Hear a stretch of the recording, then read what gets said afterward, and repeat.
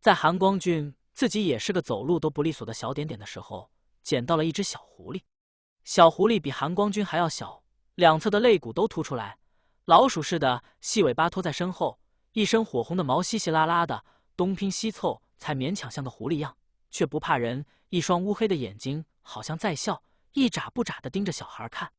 韩光君第一次见狐狸，书上的不算，一时间有点懵，于是带着些许迷茫，奶声奶气道：“狐狸。”小狐狸被韩光君抱回了云深不知处。归途中，姑苏罕见得落了雪，小狐狸第一次见到雪，却不怎么开心。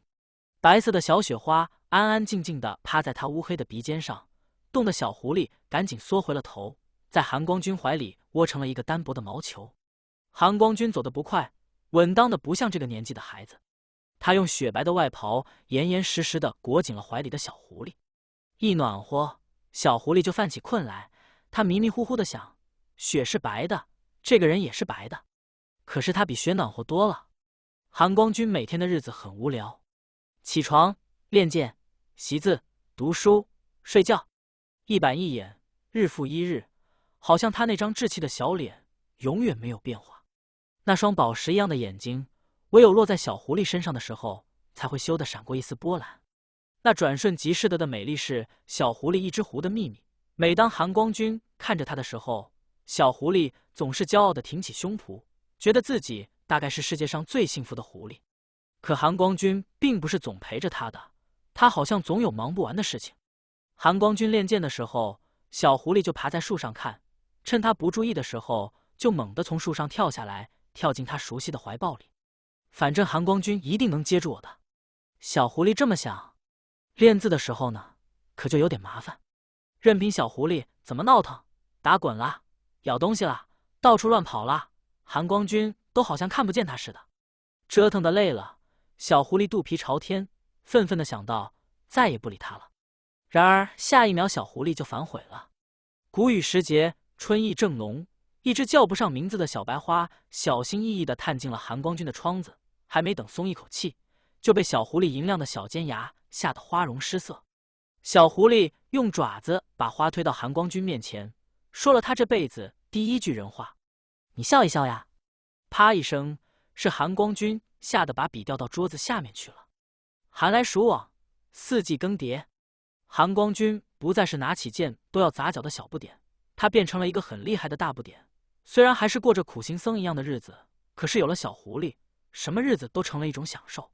小狐狸也变成了大狐狸，它有了一条火红的大尾巴，毛茸茸的，能把自己裹成一个圆球的那种。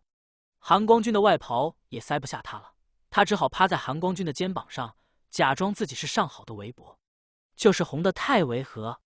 这一年，韩光君开始给和他当年一样的小不点讲课，小狐狸卧在他的膝头，百无聊赖地叼着他的衣带扯来扯去，扯得狠了，韩光君就悄悄伸下一只手去，陷进小狐狸厚厚的毛里，一下又一下摸来摸去，面上还是一副冷冰冰的样子。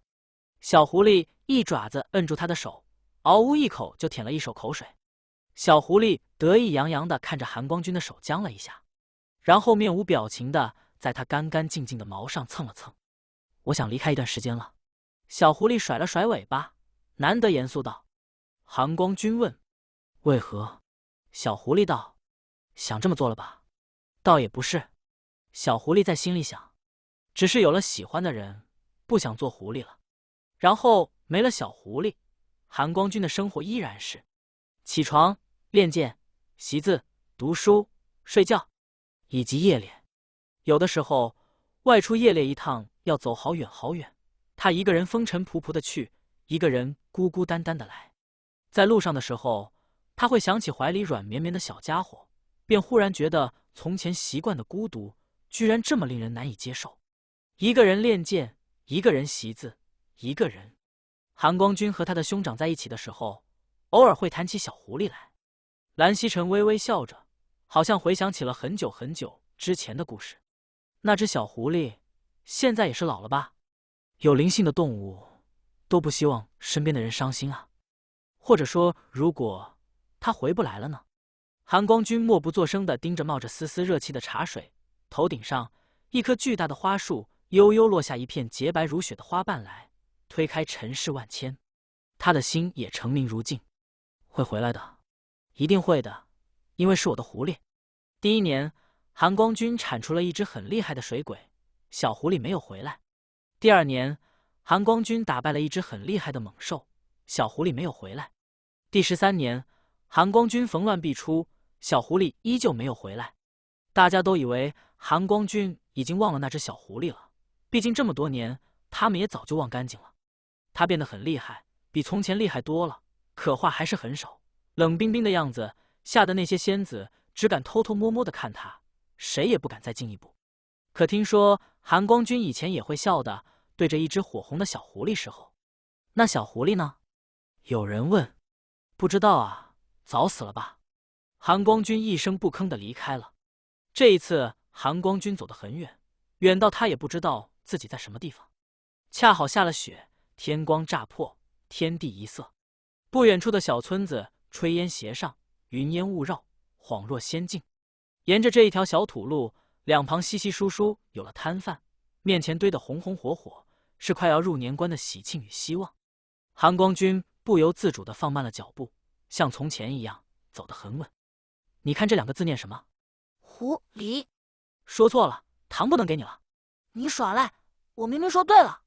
韩光君停下脚步，一个青年背对着他，拿着一根小木棍，把一个7、8岁的孩子逗得眼泪汪汪，像一只大狐狸似的，狡猾的在无人的角落得意晃尾巴。于是韩光君心里忽然破土而出了一种奇异的想法，他是认得这个人的，于是便情不自禁地朝他们走去。那孩子红着眼睛，不依不饶的要糖，一抬头看见蓝忘机，觉得他像是个讲道理的，于是迈着小短腿扑过来，奶声奶气道：哥哥，你来看，这2个字念什么呀？韩光君一手扶住小奶娃，宝石一样眼睛却一直盯着那青年。